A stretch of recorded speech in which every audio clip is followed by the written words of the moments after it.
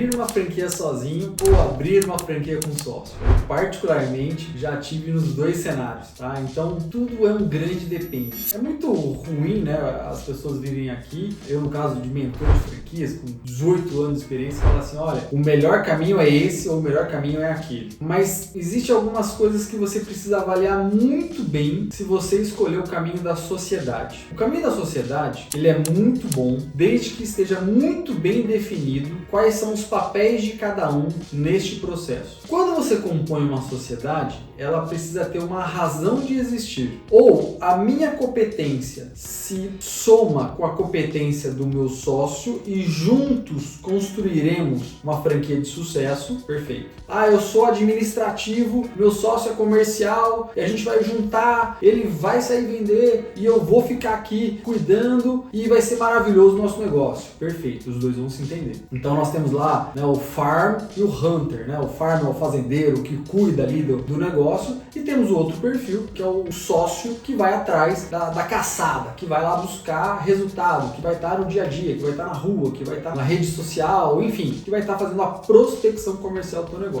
Então, papéis bem definidos. Uma outra coisa que é importante, os dois estarem com o investimento do capital de forma semelhante. Por que isso é importante? Vamos imaginar que você se associe a uma pessoa que tenha 30 vezes mais o dinheiro que você tem. Você concorda comigo que ela está numa situação um pouco mais confortável do que você? Isso pode não querer dizer nada, mas ao mesmo tempo, ela pode ter uma pressa diferente de você de apurar lucro. Ela pode falar assim, não, eu vou querer ficar reinvestindo no negócio o tempo todo e você às vezes não tem esse tempo. Então, se essa diferença existe, precisa estar muito bem alinhado. Qual é a sua capacidade financeira frente à capacidade financeira dele e quais serão os próximos passos de investimento, de compra de uma nova unidade ou de expansão do teu negócio, expansão do teu território, a sua necessidade mensal, quanto você precisa, o quanto tempo você aguenta ficar sem colocar dinheiro no bolso. Então, numa sociedade, é um casamento, literalmente, porque você vai precisar estar alinhado com o seu sócio o tempo todo. Não pode mentir. Pode falar que você tem um dinheiro, mas não tem. Ah, eu tenho dinheiro, mas não está em liquidez. Ele está num terreno, sei lá onde. Tá, esse terreno não é dinheiro rápido. Então esse terreno precisa virar dinheiro. E aí sim você tem um dinheiro. Muito cuidado com as sociedades em que um tem o sócio investidor e o sócio operador. Por que muito cuidado? Porque isso está muito alinhado. O investidor precisa entender que vai ter que colocar bastante recurso. O operador vai ter que entender que vai, na maioria das vezes, correr sozinho. E esse entendimento é que vai fazer fluir o negócio. Agora, o operador precisa receber salário. Então, qual é o salário? O investidor vai investir no negócio contando com o salário do operador, mesmo quando o resultado não acontece? Porque pode ser que no primeiro mês você tenha prejuízo. Pode ser que no segundo mês você ainda tenha prejuízo. Pode ser que no terceiro mês você atinja ali o ponto de equilíbrio. Só que você teve 2 meses de prejuízo. Então, o salário do operador, na cabeça do investidor, faz parte do custo total do negócio. E ele vai ter que bancar enquanto a franquia não der o retorno esperado. Então, esse entendimento precisa estar muito alinhado. Sugestão: ambos, tanto o sócio e investidor, obviamente que o sócio operador também, precisam participar do treinamento de formação de franqueados, precisa fazer todos os cursos que a franqueadora disponibiliza, mesmo que não for operar. Por que isso é importante? Para ele entender como o negócio funciona, independente se a relação dele é só de investidor. Então são coisas que precisam ser avaliadas. Uma outra coisa super importante: vou ser sócio da minha família, vou ser sócio da minha esposa, do meu esposo, do meu filho, do meu genro, do meu irmão. Em qualquer nível que seja, uma sociedade em família tem que entender que tem muita coisa e precisa ser muito maduro para que isso aconteça. Por quê? Porque a família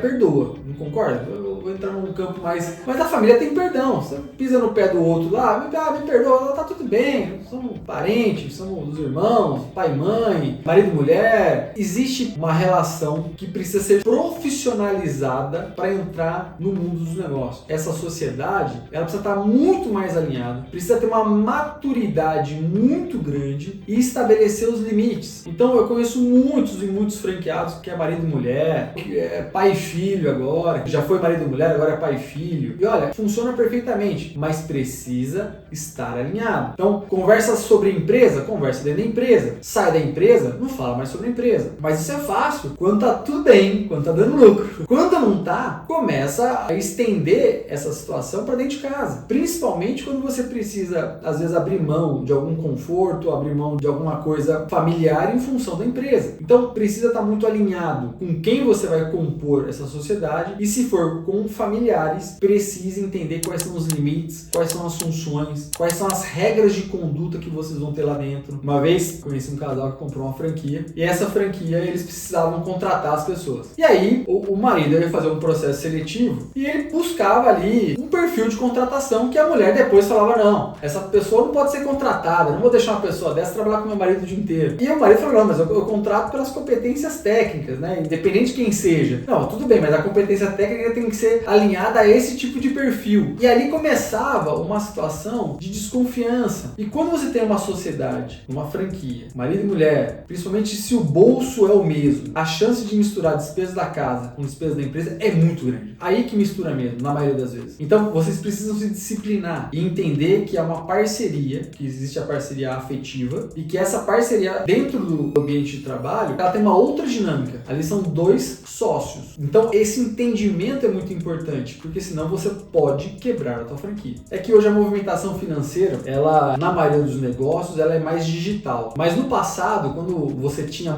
muito dinheiro circulando, alguém da família, um sócio da família ia lá, vou pegar R$50 para almoçar. Mesmo que a pessoa anotava ali, de 50 em 50, vou pagar a lavanderia lá de casa. Esse dinheiro vai sumindo e no final da linha você não apura aonde saiu esse dinheiro, para que saiu esse dinheiro. E aí isso confunde a lucratividade do negócio. Eu já vi excelentes negócios serem muito bons negócios, mas quando a gente foi avaliar o caixa e a forma como a família que dirigia a empresa gerenciava o caixa, a gente percebeu que não era a empresa que era ruim, era a forma que gerenciava que era muito ruim, porque todo mundo pegava um pouco de dinheiro da empresa, todo mundo pegava mais, todo mundo pegava sem consultar o outro se podia pegar ou não, e no final da linha a empresa foi se endividando cada vez mais, entrando em cheque especial, não assumindo seus compromissos, porque cada um pegava aquilo que queria sem comunicar o outro, porque todo mundo é dono. Então é muito importante numa sociedade familiar esse alinhamento, quanto podemos pegar, quando podemos pegar, pego de quem, na mão de quem, para que essa liberdade não se confunda, mas é minha mãe, mas é meu filho, mas é minha esposa. Não, é uma empresa que precisa funcionar independente da relação que vocês têm. E por último, se você resolver fazer essa jornada sozinho, também tem seus desafios, né? Mas o grande legal do franchising é que você também não está sozinho. Se você comprou uma franquia, você tem seu gerente comercial, gerente operacional, você tem seu supervisor, você tem ali o seu consultor que te acompanha, você tem seus colegas franqueados. Então você tem com quem trocar. Obviamente que o risco é só seu, mas também a questão da lucratividade é só sua. Hoje, para você compor uma empresa, você precisa ter alguém, pelo menos ali, compondo o quadro societário. Eu acho que unir forças, unir competências, unir habilidades é extremamente positivo, principalmente se você tiver intenção de expansão. Então eu conheço vários e vários investidores de franquias que começaram juntos numa franquia, começou a ganhar dinheiro, eles começaram a replicar e comprar várias e várias e várias franquias. E também tem o conceito do multifranqueado, né? Que ele tem franquias de serviço, franquia de calçado, franquia de ótica, franquia de alimentação, mas isso só é possível porque eles criaram uma estrutura e essa estrutura é possível de se multiplicar. Então ele multiplica dentro da franqueadora original e depois ele foi se aventurando em outros ramos de franquia. Isso é muito comum em shopping, né? Tem franqueados que tem uma loja de roupa, uma franquia de roupa no shopping e ele vê a oportunidade de montar uma franquia de sucos no shopping, uma franquia de pipoca no shopping, uma franquia de ótica no shopping, porque ele já está lá dentro, ele já conhece o funcionamento. Então é muito importante você avaliar. O caminho com sociedade, ele tem seus desafios. O caminho sem sociedade também tem seus desafios. No final da linha, escolhe o seu desafio e vá com Deus. Um abraço, até a próxima e não esquece de curtir os nossos canais. Um abraço.